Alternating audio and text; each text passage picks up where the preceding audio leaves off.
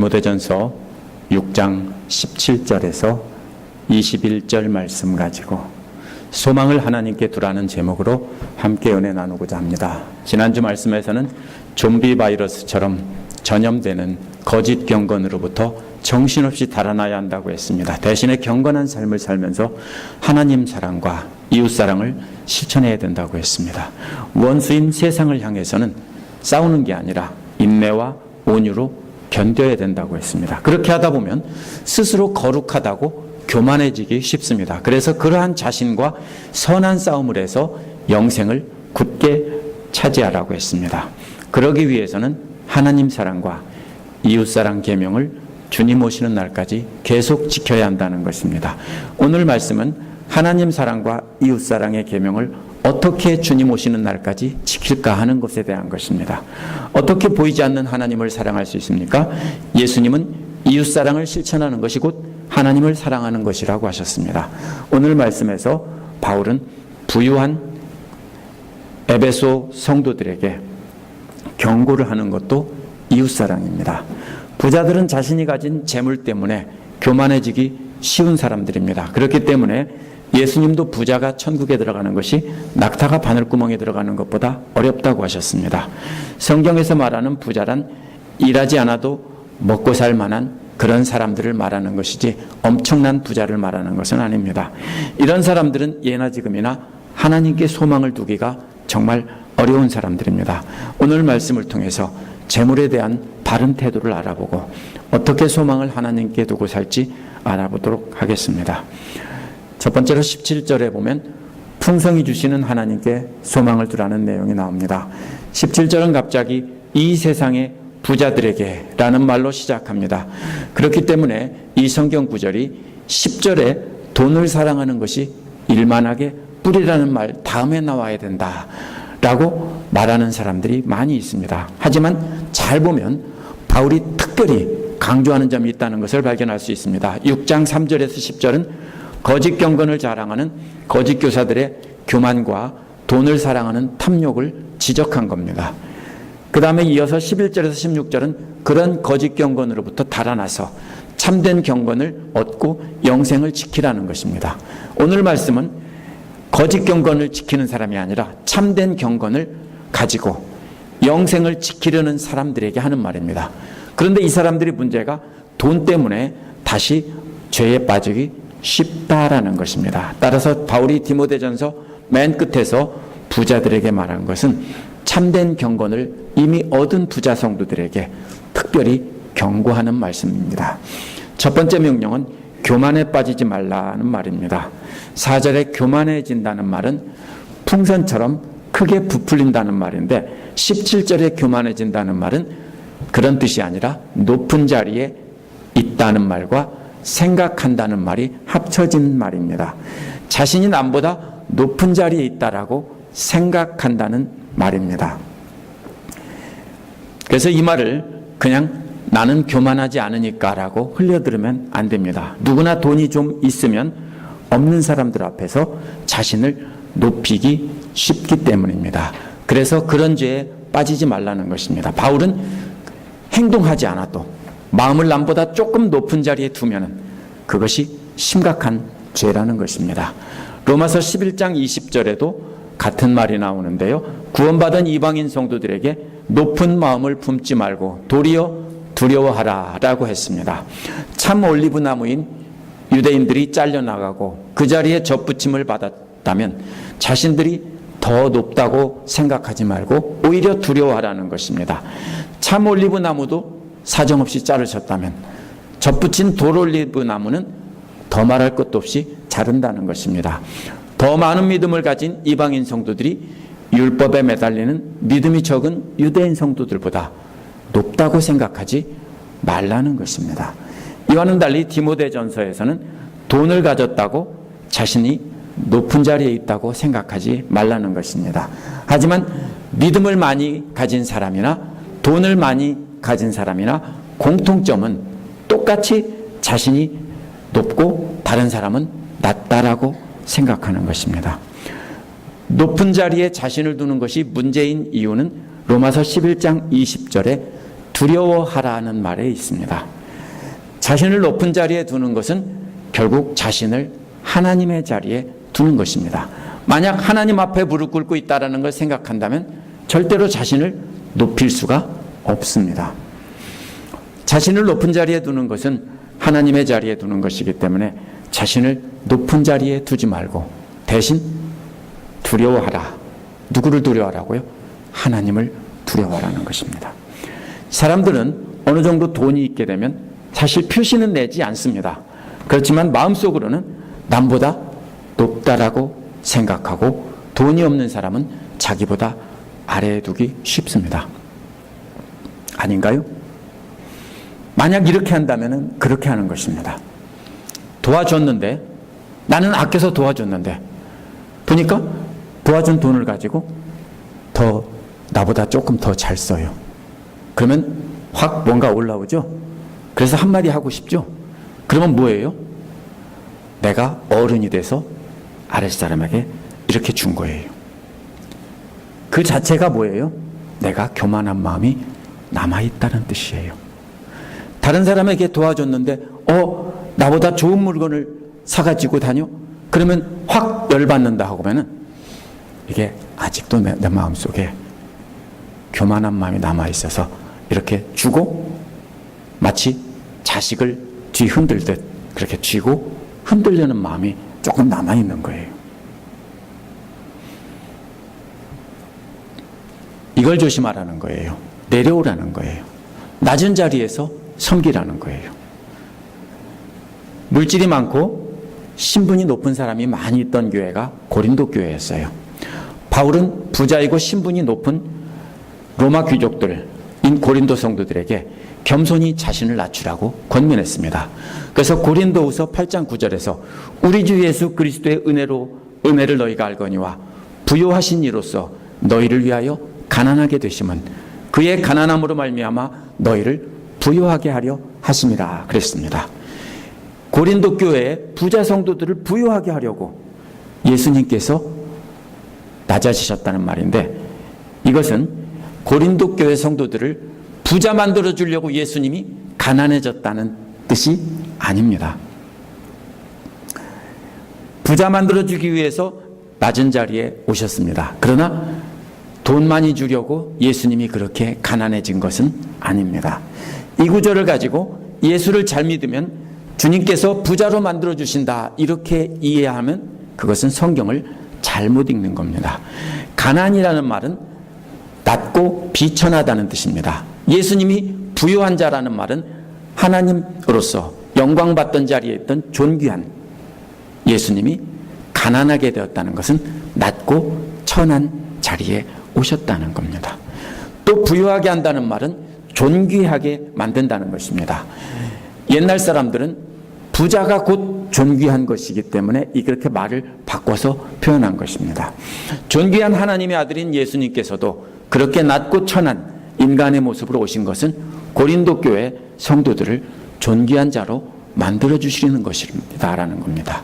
그러므로 이 부요함이란 물질적인 부자가 아니라 예수님을 닮은 존귀한 자로 만들어 주시려는 겁니다. 그래서 이 부요함은 물질적인 부자가 아니라 예수님을 닮은 존귀한 자라는 뜻인데요. 영적인 거지들인 고린도 교회 부자들도 예수님처럼 낮은 자리에서 다른 사람에게 이렇게 갖다 바치라는 뜻입니다.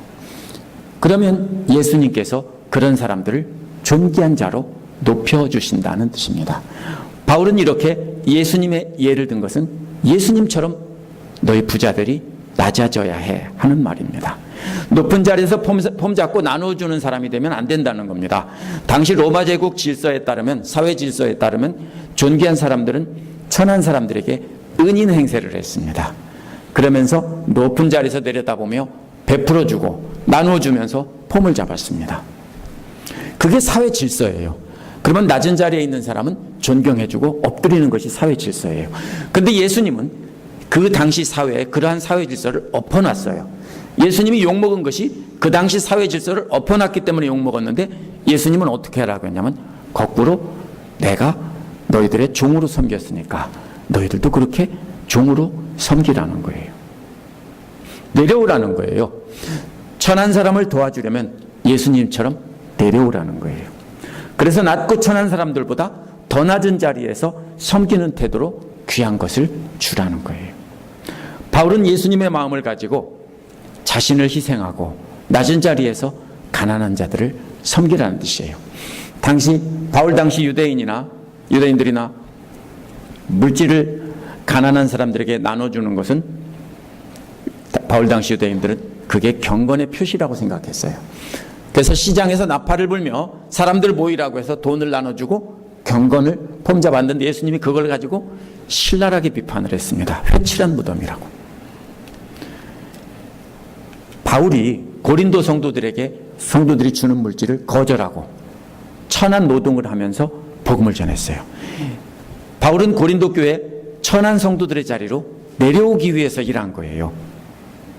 이걸 보고 흔히 바울이 자비량 선교사다, 바울처럼 우리도 일하면서 복음을 전해야 된다, 이렇게 하는 분들이 많은데요, 이것은 성경을 잘못 읽는 거예요. 바울은 텐트 메이커지만 텐트 메이커가 아니에요.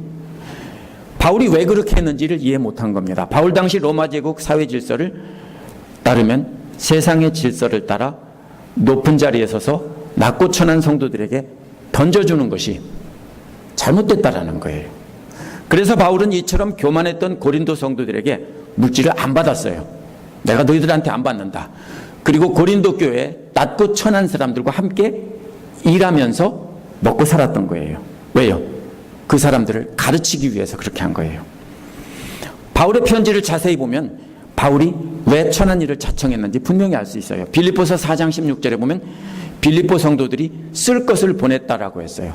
또 고린도후서 8장 2절에 보면 마케도니아의 교회들이 환난과 많은 시련 가운데서 그들이 넘치는 기쁨과 극심한 가난이 가운데서 낮은 자리에서 예수님의 풍성한 여보를 보냈다고 했어요. 이게 무슨 뜻이냐면요, 마케도니아가 어디냐면 빌립보, 데살로니가 이런데 그리스 북부 지역의 교회가 마케도니아 교회예요. 구체적으로 보면 대표가 빌립보 교회예요.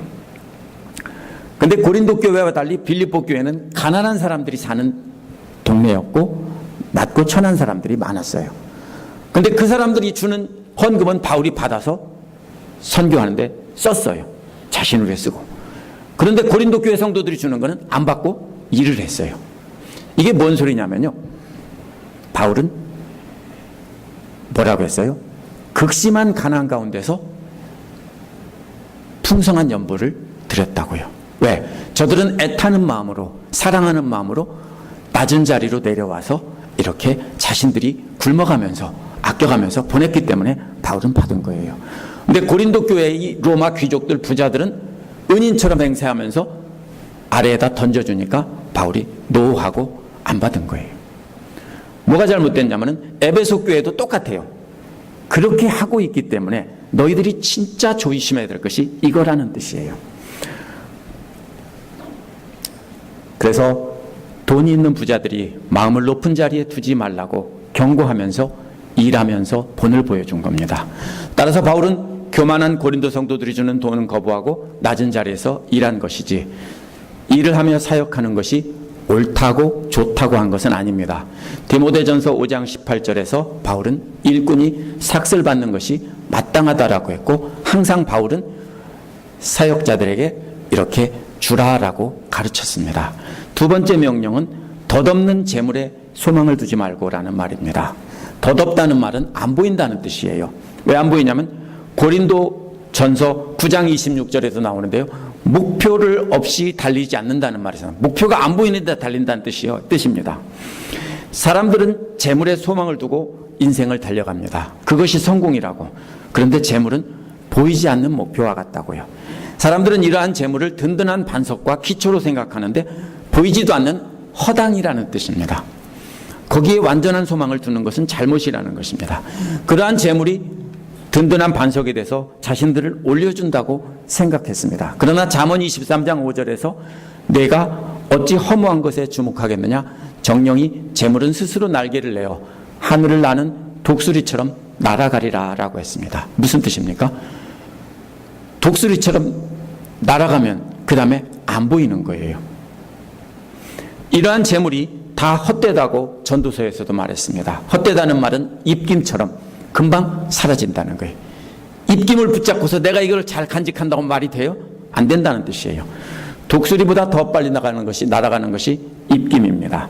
오늘 말씀에서 바울이 덧없는 재물이라고 말을 쓴 것은 재물이 반석이 아니라 독수리에 날아가는 독수리 같고 입김과도 같다라는 겁니다. 영생을 지키려는 사람은 이렇게 보이지 않는 재물을 가지고 자신을 높이 세워주는 반석으로 생각하면 안 된다는 겁니다. 둘째 명령의 초점은 덧없는 재물 대신 우리에게 모든 것을 풍성히 주셔서 즐기게 하시는 하나님께 소망을 두라고 하십시오 라고 했습니다. 주신다는 말은요, 옆에서 들고 있다는 뜻이에요. 원어의 뜻은. 원어를 잘 보면 참 재미있는 말이 많아요. 주신다, 그냥 주는 게 아니라 옆에서 들고 있다. 옆에서 들고 계시면서 필요할 때마다 주신다는 거예요. 뭐가 생각납니까? 마치 파티장에서 은쟁반에다가 한 입씩 먹을 수 있는 핑거푸드라고 하죠. 핑거푸드를 가득 들고 있으면서 하나 먹을래? 하고 이렇게 계속 들고 다니는 웨이트레스와도 같은 것입니다.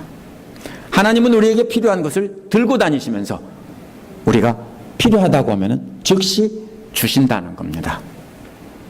따라서 입김이나 안개와 같이 보이지 않는 그러한 재물에 소망을 둘 필요가 없다는 것입니다. 그렇게 풍성이 언제든지 주시는 목적이 뭐냐면 즐기게 한다는 말인데요. 이걸 좋은 뜻이 아니에요. 이거는요. 육체적이고 감각적인 즐거움을 뜻하는 말이에요. 그래서 적합하지 않다라고 생각하는 사람이 많은데요. 그게 아니에요. 앞에서 음식 들고 다니는 그림과 연결되는 그림이에요. 무슨 뜻이에요? 하나 집어서 맛있게 먹는 모습이에요. 왜 이 얘기를 이런 좀 부정적인 이미지의 동사를 사용했냐면요. 혼인을 금하고 음식에 관한 정결법을 지키라는 거짓 교사들의 주장과 반대라는 거예요. 하나님인 우리에게 혼인을 금하고 기름진 음식을 안 먹고 뼈만 남아서 이렇게 수도하는 수도승과 같이 살라는 뜻이 아니라는 거예요. 우리가 물질을 이렇게 소망을 두지 말라고 하니까 그럼 물질이 잘못된 거냐? 그게 아니라는 거예요. 우리에게 주신 물질을 가지고 어떻게 하라고요? 즐기라고요. 맛있게 먹고 행복하게 살라고요. 따라서 우리가 가난하게 살아야 된다는 뜻은 절대로 아니에요. 가지고 하나님께서 주신 축복이면은 잘 살고 누리며 살 수 있어요.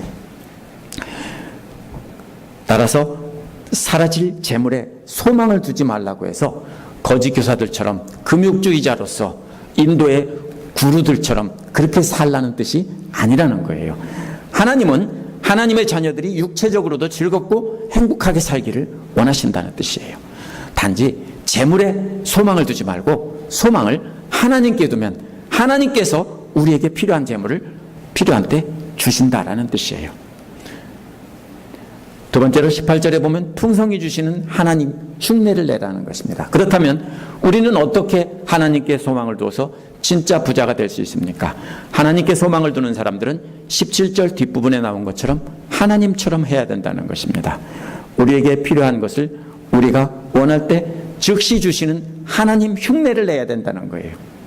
우리가 그렇게 받았으면 우리도 은쟁반에다가 핑거푸드를 가득 담아 들고 다니면서 다른 사람들에게 줘야 된다는 뜻이에요. 18절에 보면 첫째 흉내낼 일은 선을 행하고 좋은 일을 많이 하고입니다. 선을 행한다는 말은 사도행전 14장 17절에서 하늘로부터 비를 내리시며 결실기를 주시는 선한 일을 하사라는 말에서 나옵니다. 선한 일이라는 하나님께서 하시는 일입니다. 목마른 대지에 때때로 비를 내려주시고 햇볕을 비춰주셔서 열매를 맺게 하시는 하나님처럼 우리도 목마른 사람들에게 들고 있다가 주라는 것입니다. 그게 하나님 흉내를 내는 것입니다.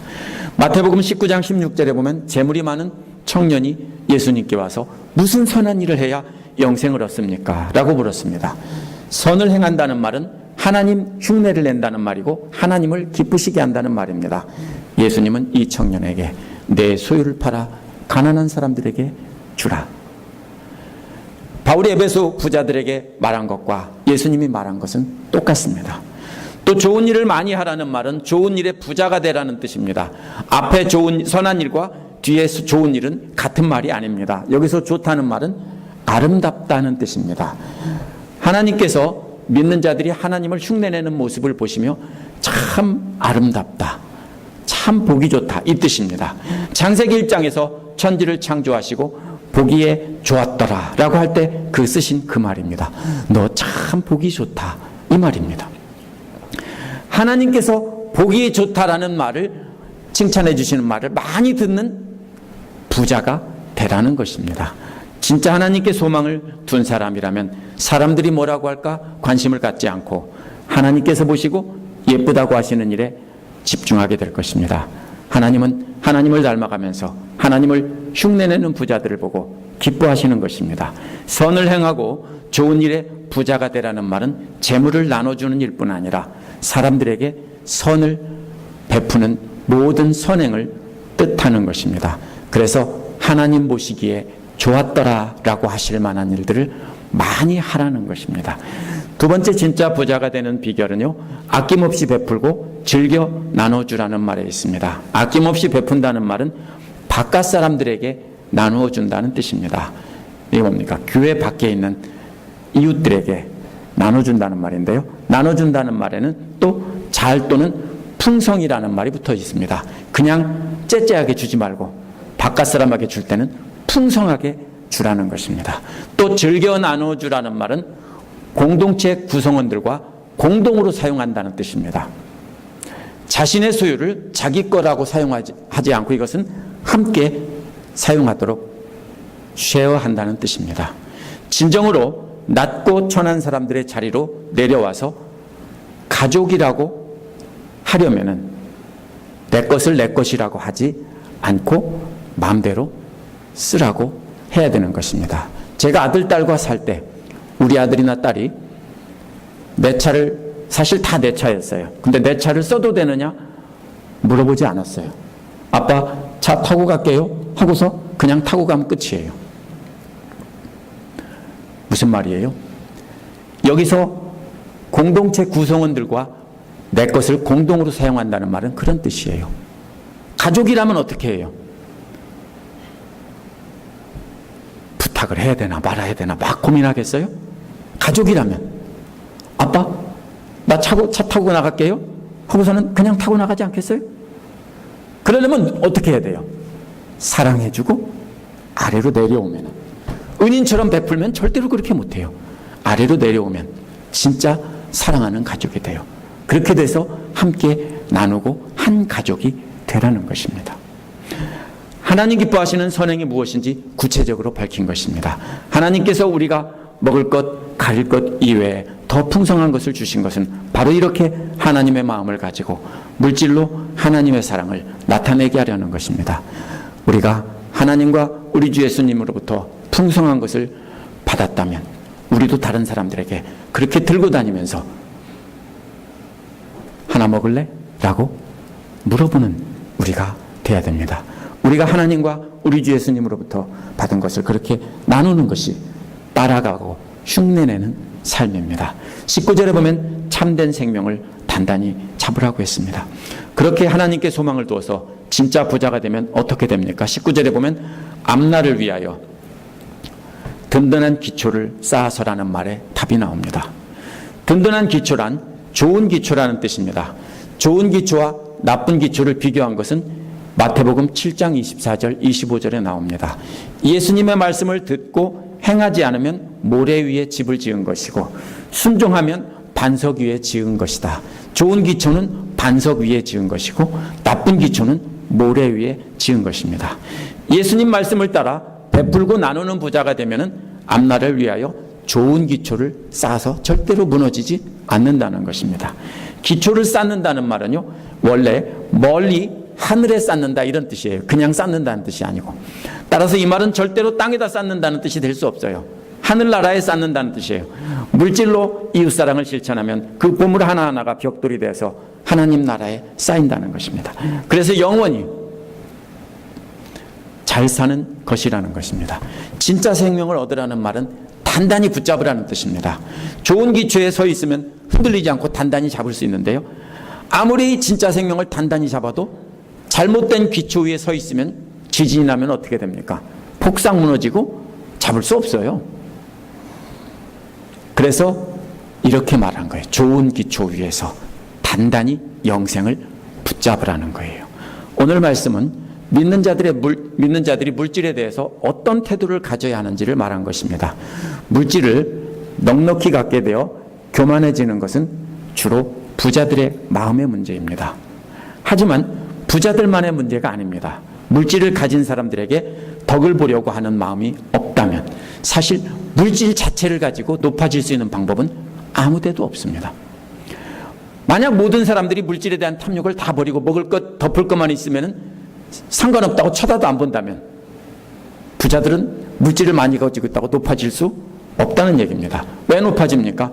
사람들이 다 탐욕을 가지고 있고 부자들 앞에서 뭔가를 더 얻고 뺏고 이렇게 차지하려고 하기 때문에 물질을 가진 사람이 파워를 갖게 되는 것입니다.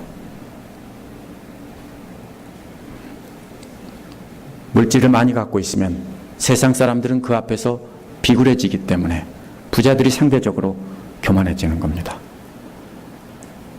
제가 그러면 부자들은 잘못이 없다는 뜻이 아닙니다. 이게 세상 사회 질서이고 그렇게 만들었는데 교회에서는 그렇게 하면 안 된다는 뜻입니다. 만약 제가 삼성 회장이나 마이크로소프트의 빌 게이츠를 만난다고 해도 제가 그들에게 뭔가 얻으려는 마음이 하나도 없다면 그들에게 굽신거릴 이유가 없고 그들이 나한테 높아질 방법이 없는 겁니다. 우리 크리스찬들의 가치관이 바뀌어야 된다는 것입니다. 문제는 재물이 많다는 데 있지 않습니다. 성경에서는 부자가 죄인이라고 말한 적이 없어요. 훌륭한 부자들이 많아요. 부자 자체가 문제가 아니라 믿는 자들이 재물을 많이 가지면 안 된다는 뜻이 아닙니다. 재물을 안전한 성벽으로 생각하고 교만해지는 것이 문제라는 것입니다. 이사야 25장 10절에서 12절에 보면 시온산에 올라앉아서 하나님을 예배하는 남은 자들과 걸음으로 쌓은 것을 성벽으로 삼아서 그 위에 앉아있는 모압 사람들이 전후로 비교가 됩니다. 같은 절 안에서. 무슨 뜻입니까? 걸음이라는 말은 우리가 부드럽게 좋게 번역한 거고요. 원래는 똥이에요. 똥으로 산을 쌓아놓고 그거를 성벽으로 삼고 거기에 앉아서 폼 잡고 있다는 뜻이에요. 그런 사람을 똥물에 빠쳐서 밟고 삐져나오려고 하면 또 밟고 한다는 것이 이사야가 한 말이에요. 재물은 하나님으로 삼는 사람들은 똥산에서 흘러나온 똥물에 빠져 죽게 하신다는 뜻이에요. 그러나 똥 같은 재물을 아무리 많이 가졌어도 하나님을 의지해서 이거는 얼른 나눠주자 하고 골고루 나눠주면 땅에 넓게 편다면 그 똥물 속에 빠져 죽지도 않고 또 그렇게 땅에 넓게 편다면 그 재물이 온 세상을 푸르게 해서 결실하게 한다는 것이 이사야가 든 비유예요. 뉴잉글랜드의 청교도 목회자였던 카튼 마더라는 사람이 1702년에 남긴 유명한 말이 있습니다. 그가 남긴 말을 제가 번역하면 이런 뜻입니다. 종교는 번영이라는 딸을 낳았고 그 딸은 그 엄마를 멸망시켰다. 종교란 기독교를 말하는 것입니다. 기독교가 번영을 낳았고 그 딸은 번영이라는 딸은 엄마를 멸망시켰다. 제가 디스트로이라는 말을 그렇게 번역했는데요.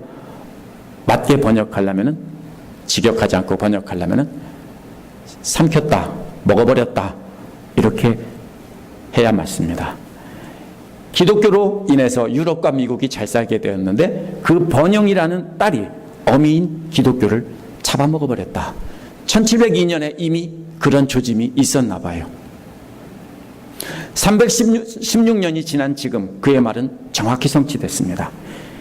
뉴잉글랜드를 비롯한 미국의 동부에는 기독교가 거의 사라졌습니다. 대신 물질로 크게 번영하게 됐습니다. 잘 살게 됐지만 기독교는 죽어버렸습니다. 한국도 어떻습니까? 가난할 때는 한국의 기독교가 크게 성장했는데 기독교로 인해서 부자가 되자 이제는 그 번영이 한국 기독교를 삼켜버렸습니다. 이게 어제 오늘 이야기 아니고 교회 역사 어디에나 항상 똑같은 진리입니다. 재물이 많은 것은 하나님의 축복의 증거라고 하고 모두가 믿고 가르쳤기 때문입니다.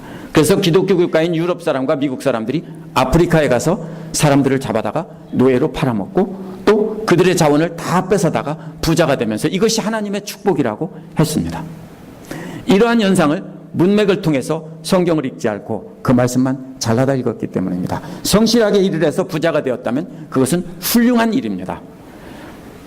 그 자체가 나쁜 것이 아닙니다. 예수님께서 가난해지심으로 우리가 부자가 되게 해주셨다면 우리 역시 그 재물로 다른 사람에게 섬기고 베푸는 마음이 있어야 한다는 것입니다. 그것이 부자의 책임입니다.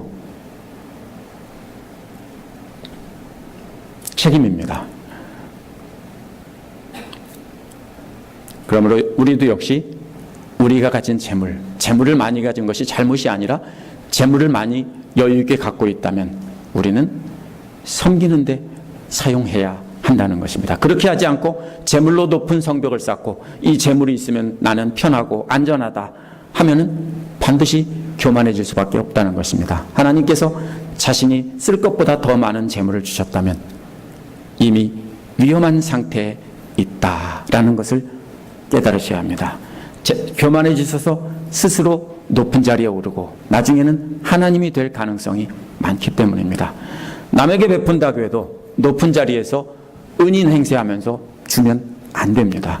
예수님처럼 낮은 자세로 내려와서 사랑하는 형제자매라고 하면서 이렇게 주어야 합니다. 우리도 예수님처럼 그렇게 내려와서 낮은 자리에서 섬기도록 합시다. 그러면 하나님께서 참 보기 좋다라고 하면서 은쟁반에 가득 들고 계시던 재물을 우리에게 또 주고 또 주고 또 채워주십니다. 한없이 넘치도록 계속 채워주셔서 우리에게 풍성하게 해주십니다. 그것이 바로 하나님께 소망을 두는 삶입니다. 함께 기도하겠습니다.